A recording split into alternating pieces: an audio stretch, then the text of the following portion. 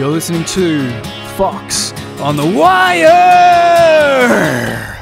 podcast. Welcome everybody to a very special episode of Foxx on the Wire. We have a very, very, very special guest today, Ashley Naylor. Welcome to Foxx on the Wire. Thanks for having me, Craig. It's good to be back. Yes, I should say welcome back to Foxx on the Wire. Thanks for the invite, mate. I'm very honoured. Always great to have you on.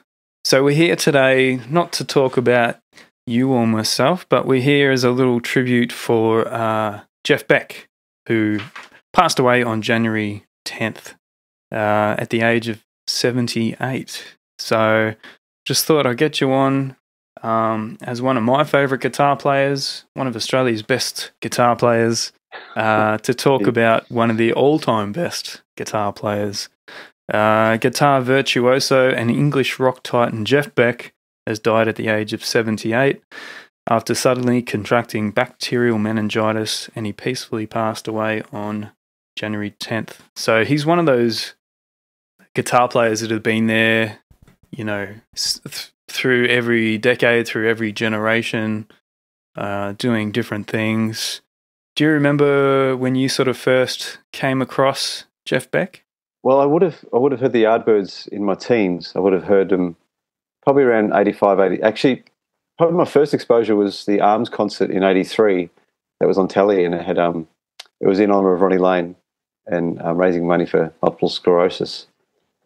And on that bill was Jimmy Page, Jeff Beck, Eric Clapton, Steve Winwood, Charlie Watts, Simon Phillips, Bill Wyman, Ray Cooper. It was just an absolute, Andy Fairweather-Low, an absolute roll call of British rockers. And so I was and am a massive Jimmy Page fan. So seeing Page, Clapton and Beck on stage together was quite a rarity.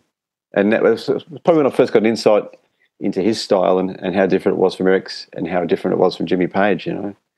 So that was and then getting into Yardbirds, and then later in my 20s getting into Jeff Beck Group, the album Truth, and that sort of, you know, retrospectively I sort of realised that was a precursor to Zeppelin, you know, the first Zeppelin album, that kind of power trio with a vocalist that Jeff Beck had set up with Rod Stewart and Ron Wood. So yeah, in my teens and early 20s I first got my head around it. Then I sort of grew to realise that he was a bit of a lone wolf, because he never really attached himself to any band as such. He'd always create a new project for his new sort of style, whatever that might be. You know, moving into the jazz stuff and jazzy kind of rock in the mid-70s. Yeah, I didn't know a whole lot about Jeff Beck. Sort of researching for this episode because I wanted to pay a tribute to him and his career. But there's so much history with someone like Jeff Beck, and like I said, it goes through all the decades, all the way back to the Yardbirds, where, you know, Clapton and Jimmy Page were all there, and then they all sort of sprouted off into different things. There was a nice little tribute from Brian May from Queen. He posted a video on his YouTube channel, and I'll just quote something that he said that I thought was really, really nice. He said, "Jeff was completely and utterly unique, a kind of musician which was impossible to define. You couldn't really pick up a guitar when Jeff was in the room." Brian May, he spoke of the Yardbirds song Shapes and Things, and how the solo jumps out and sort of takes off like a space rocket. No one had heard such a thing at that time. He didn't know if it was a sitar or what it was. And Jeff apparently said that solo was totally off the cuff. In Guitar World in 2009, Jeff said, I remember there was mass hysteria in the studio when I did it. They weren't expecting it. It was just some kind of weird mist coming from the east out of the amp." So yeah, it was obviously, you know, back at that, what was that, late 60s? Yeah, about 66, 67, yeah. Yeah, I concur with Brian May wholeheartedly. I mean, I actually do Shapes of Things in Marshmellow Overcoat. We've been doing that since about 2014, and you don't sort of think about it when the person's still alive and playing. You don't think that every time you're playing it, you're paying homage to them. But now that that person has passed on, it takes on a new meaning now. But yeah, like that, almost like you said, that Middle Eastern kind of flavor to it, like in the Heart Full of Soul as well. Like his licks in that are like the real fuzz tone and not traditional blues scales, really melodic and, you know, like Brian May alluded to, that Middle Eastern kind of scale. But it says a lot when you've got someone like Brian May paying tribute to you, doesn't it? Yeah, absolutely. And He's I think one of the masters. they grew up in a similar area or in the same area or something like that. I think Jeff was a bit older, but yeah, he was sort of talking about that. I think a lot of those, like Tony Iommi and Jimmy Page, and I think, or maybe it might have been Richie Blackmore. A lot of those players all sort of grew up in a similar part of London, and it's astonishing to think they all became sort of superstars in their own way. Yeah. I mean, I like what B.B. King once said. He goes, "I don't have those notes on my guitar." So which I thought it's so simple, but it's like, that's amazing. That's awesome. Yeah. I think Johnny Depp might have quoted Jimmy Page saying, "There's guitar players, then there's Jeff Beck." Because I mean, I've been going on a bit of a deep dive in the last couple of years, and coincidentally, I listened to Blow by Blow 2 days before he passed away, and I was in a rent-a-car, and had a CD player in it, which is such a novelty. And I took a fistful of CDs.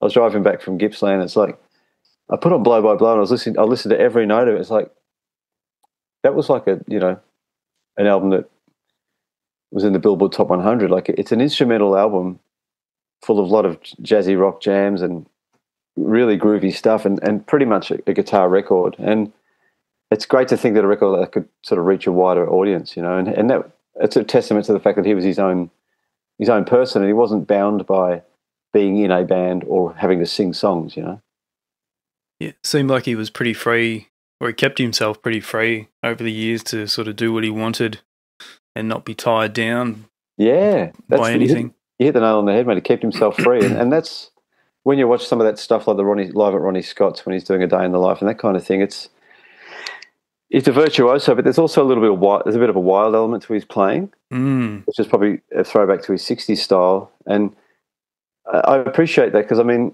we can all sort of marvel at people's dexterity and their proficiency on the guitar, but he had a bit of everything. He had the technique, but he also had a little bit of that wildness that it sort of set him apart a bit from some of the other virtuosos, I think. Yeah, I think Rick Beato, I've been watching a few of his videos lately on Jeff Beck, and I think it was actually one that he made before Jeff died. I think he'd just seen him in concert again and maybe got to meet him for a brief moment, but he did a video on Jeff Beck and why he's uncopyable. Yeah, I watched that. I thought that was really awesome, and he just sort of, I mean, just watching Rick's reaction to watching Jeff play in this little clip on stage, and I'm like, what the hell is he doing? It was like he was improvising, but he was never lost or looking for notes. You know what I mean? No, that's right. He had total command of the fretboard, and as you probably noticed watching stuff, like he sort of morphed into the fingerstyle playing over the years, and on the Strat having the ability to pick and utilize his volume pot as well to get that swell, like, and combining it with the tremolo arm, it just created this beautiful, unique kind of crying sound. And he really sort of, that in the last 10 or, I don't know, probably since the 80s, I think that was probably his signature kind of thing. But I've watched all that Rick Beato stuff, and I love when Rick gets amped up about something. He was real passionate about it, and he's like the perfect guy to watch critique other musicians. And I kind of wanted to get you on as well, because there was something Rick mentioned. He said about Jeff, he said the sound of the guitar is in his hands, and like you sort of hear that that being mentioned, the sound of the guitar is in your hands. And I thought maybe I could mention that to you, and you could sort of try and explain what people mean when they say something like that. Okay, it's very timely. You should mention that, because I did a gig last night with the Sunny Boys, and Jeremy Oxley, the lead singer of Sunny Boys, plays in a similar style. He doesn't have any pedals on the floor, straight through the amp, and any attenuation he needs to create is purely on these volume pots and his tone pots and his pickup selector. And Jeff Beck, for me, is that kind of player where you never see him stomping on the floor looking, apart from that BBC footage in the mid-70s where he goes through his pedals. He only got 3 pedals. But in the more recent stuff, it is pretty much in his hands. Like, it's the volume pot, the tremolo, and the finger style. Because when you've got, he's obviously developed such great control, and used to have that little bit of chalk on stage to keep his hands nice and dry. And look, I watched quite a bit of stuff recently, and it's all about the notes. It's not about creating crazy sounds from the floor, and I'm guilty of that all the time. I step on pedals left, right, and centre, mate. But I think that's the key, the touch, having that touch and the feel. And, like I said, there's something raw about his playing, but it's because he's in such a command of the fretboard, he sort of always finds the right note. Yeah, and his phrasing as well, like Rick was talking about his phrasing, like he never has a bad phrase, and it kind of makes him very unique and uncopyable. Like, the few clips I've watched of late, I don't think I've ever seen anyone sort of play like that and be in such control while seemingly improvising as well. Well, that's right. And the other factor is, in a lot of his instrumental stuff, he was the only guitar player in that lineup. So on his more recent years, it's a 4-piece band where he was the only guitarist. So he doesn't have to sort of compete for that sonic territory that a lot of other guitarists might have to compete for in a rock group, or So with his music, his guitar is front and center, and it's more dynamic, I think, because he can give it the requisite light and shade. And I know what Rick Beato means as being uncopyable. I think most great guitarists are uncopyable, but he was so expressive that it's like trying to copy a Jimmy Page. Like, you can kind of copy it a bit, but it's just the idiosyncrasies of their playing that makes it impossible, pretty much. Yeah, I think I went down, when I was growing up, I went down the Jimmy Page road more than probably the Jeff Beck road, not for any reason in particular, but I just loved Led Zeppelin. But I think I had one Jeff Beck CD. It was like not a best of, but like a mix. And I listened to it for a while, but I didn't really go too far into that world. It was probably beyond me, really, But now, as a guitar player, a couple of decades later, I can definitely appreciate what he was doing, and just how unique he was, really. Yeah, well, I'm in the same boat as you, because I've had Blow by Blow and Truth for quite a while in my collection, but I'm reassessing them now in the light of him passing, and just you sort of have to take stock and look back, and I think as a teenager I was more fixated on Zeppelin as a band, and I loved what Jimmy Page presented in that band. And Jeff Beck, like we were saying before, was a bit of an outlier, and he was like you said, he made himself free to do his own thing, so he never really got stuck in any particular groove. Like, he had the Jeff Beck group, then Bogart came on, Beck, Bogart, Pete, and then that sort of jazzy period with Jan Hammer, and then teaming up with Rod Stewart again in the 80s, and then sort of just constantly moving around. So it's a hard guy to pin down. But the sad thing is, now that someone, like I said, when they pass, you sort of have a bit of a look and see, you go back and discover stuff you haven't come across in the past. But like you said, some of it, I can say some of it was probably over my head as well. Like, I'm not a huge jazz rock kind of person, but I'm trying to educate myself and get my head around that period of his output. I think I was trying to remember where I first came across him. I think it might have been the Young Guns soundtrack with John Bon Jovi. Okay. Yeah, I don't think he played the whole album, but he played a few of the songs. And now, or even back then, you could hear how unique the solos in particular, I guess, were, even the tones. Yeah. And even more so now that I realised just how unique he was, I can sort of appreciate that even more now. And just in regards to the Blow by Blow album, that was actually produced by George Martin. And I think Jeff said some of my favourite solos got trashed because George, thought they were hideous, not musical.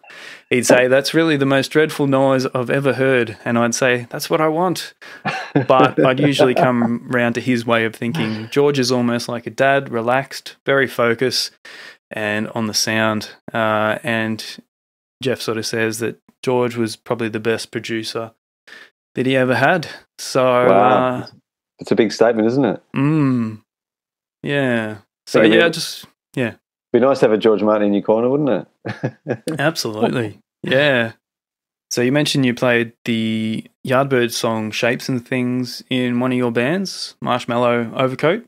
Yeah, we've been doing that for about 8 years now, and now it takes on a new significance that Jeff Beck has passed on. So we'll be playing that one with a couple of other Jeff Beck-related tracks on Feb 15 at the Brunswick Ballroom. Cool. I'll get out the Telecaster and let rip. Might have to come down to that one. And are you going to play sort of how he plays with no, or your own style?